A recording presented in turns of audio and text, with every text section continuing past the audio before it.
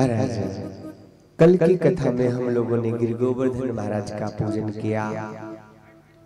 ब्रजवासी झूम झूम करके महाराज पूजन करके अपने घरों में वापस आ जाते हैं।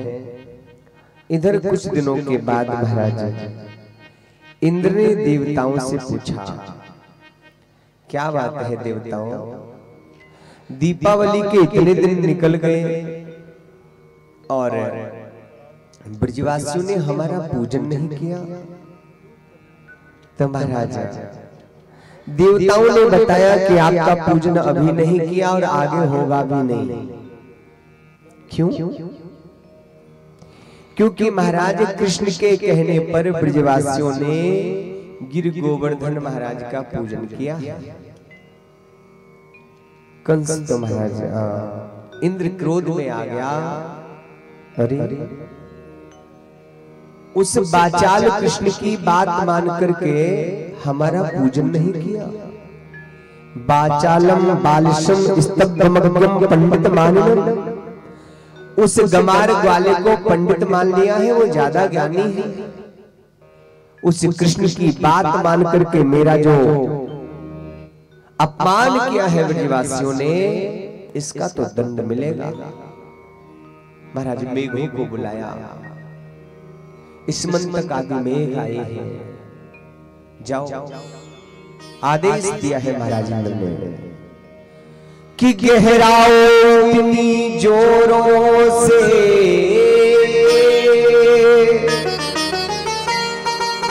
कानों के पर्दे फट जाएं, कि घुमड़ाओ इतनी ताकत से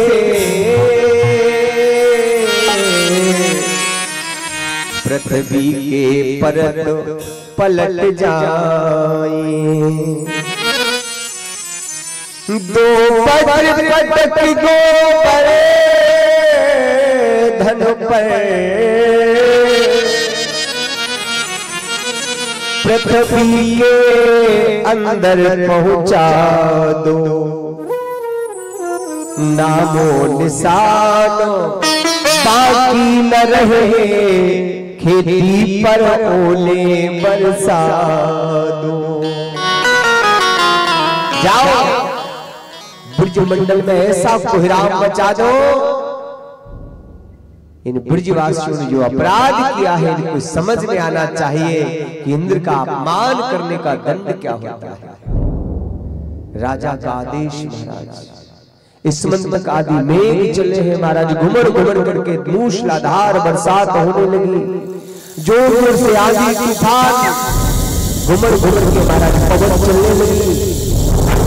ब्रजवासी तो महाराज ऐसी आवाजें सुन सुन करके घबराए जा रहे हैं। दिल को दहलाने वाली महाराज प्रलयकारी प्रबंधन चारों ओर से घुमड़ घुमड़ करके महाराज ब्रजमंडल के ऊपर बरसने लगे, कांपने लगे। ब्रजवासी दौड़ करके महाराज नंद बाबा के पास में पहुंचे, हे नंदराज मेरी रक्षा करो, आपके कहने पर हमने गिर गोवर्धन महाराज का पूजन किया, अब देखो इंद्र के कोप से हमें कौन बचाएगा। महाराज नंद बाबा ने लाला को बुलायो, हे लाला मैंने पहले ही कही थी कि इंद्र नाराज है जाएगो। कन्हैया मुस्कुराए, बाबा चिंता न करो, आप सब मेरे पीछे चलो। समस्त ब्रजवासियों को लेकर के भगवान गोविंद महाराज गिर गोवर्धन महाराज की तलहटी में पहुंच जाते हैं।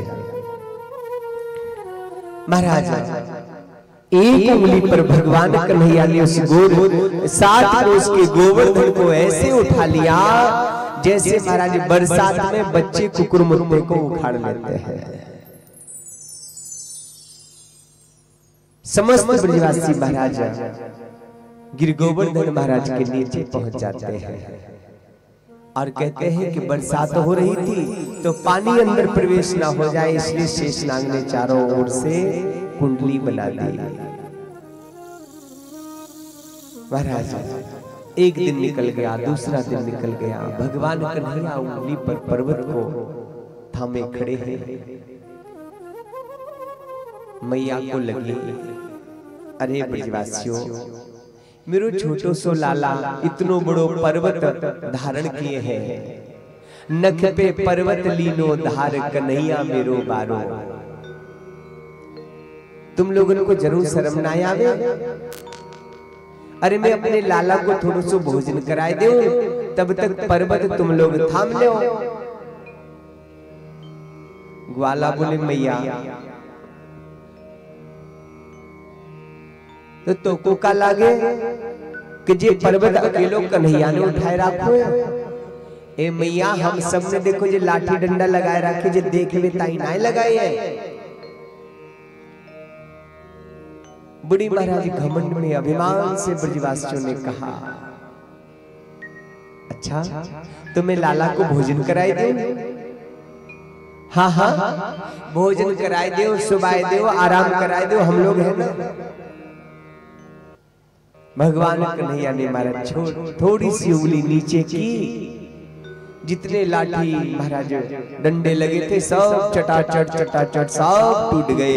पर्वत हिला, ब्रजवासी घबराए, बोले लाला कोई संभाल के लोग बनाए बने। भगवान ने पुनः उंगली सीधी कर एक दो दिन नहीं राजा परीक्षित 7 दिन हो गए, मूसलाधार बरसात हो रही है। सब महाराज पर्वत के नीचे खड़े हुए एक दूसरे से बातें करने लगे। हे भैया, नंद बाबा से कहने लगे, बोले नंद बाबा तू सच्ची सच्ची बताए दे, जो लाला तेरो ही है। मुंह को तो बिल्कुल विश्वास नहीं हो गए भैया, ये 7 को उसको पर्वत जाने अपनी नेक सी उंगली पे उठाए रखो। भैया हम लोगों को ऐसा लग रहा हो तो कि हमने अपने अपने लाठी डंडा जो लगाए रखे उन्हों से कछु सहारो होएगो, लेकिन भैया नेक उंगली नीची का करी, लाठी डंडा तो सब टूट गए। मोय तो ऐसा लगे नंद बाबा कि जी लाला के रूप में जरूर कोई बड़ो देवता है। अब तो महाराज एक ने कही, 2 ने सुनी, तीसरे ने, महाराज सब जितने ग्वाल वाल थे सब दंडवत करने लगे कन्हैया को। बोले लाला मैंने जाने अनजाने में तो से जो कुछ कही होए, लाला मुझ को क्षमा कर दियो। मैं तो अपनो साथी मित्र समझ तो रहे हो, मुझ को का पता कि तू इतनो बड़ो देवता है। कन्हैया बोलिए प्रेम में ऐश्वर्य कहां से आ गया? प्रेम को विशुद्ध प्रेम ही रहना चाहिए। भगवान कन्हैया बोले अरे ग्वाला हो, तुम लोगन को का लगे कि ये पर्वत मैंने उठाए रखो है? हाँ लाला नहीं भैया, जाम में मेरी कोई महानता नहीं है। तो कन्हैया बोले सुनो जो पर्वत कैसे उठो है कि कछु माखन को बल बढ़ो,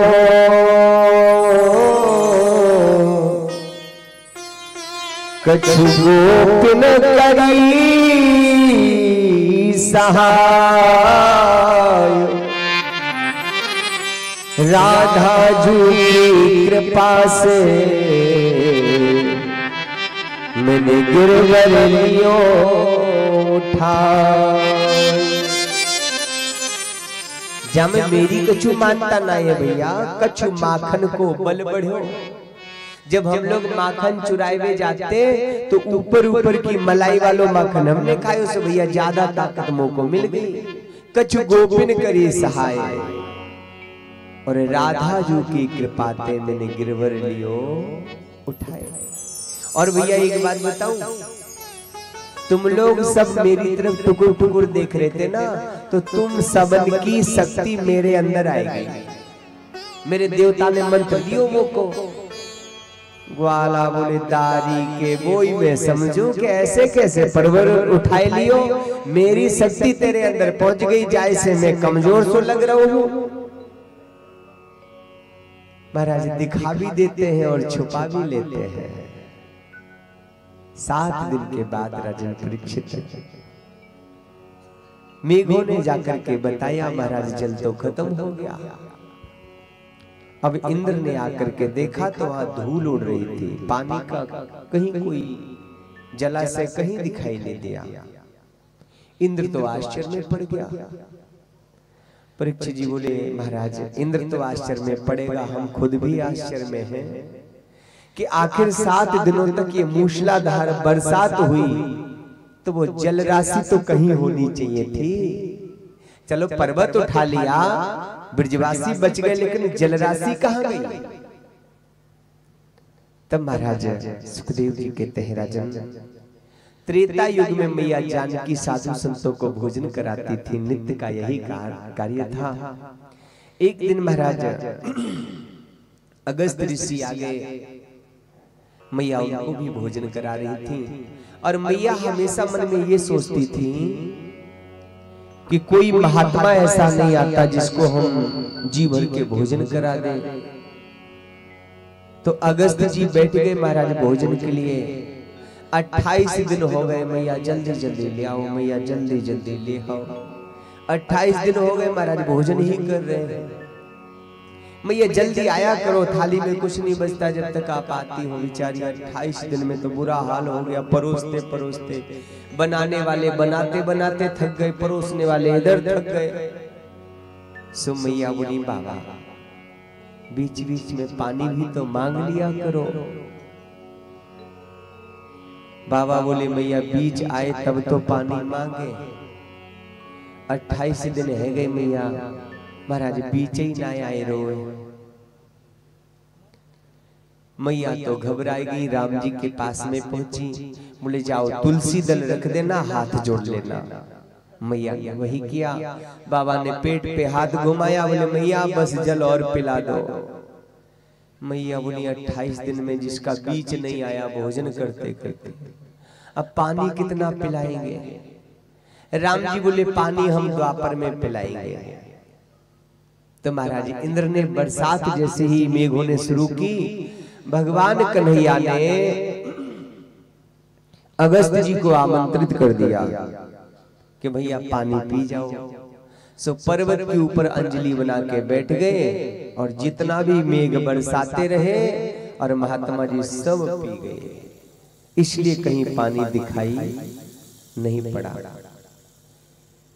बोली गोविंद भगवान की जय हो।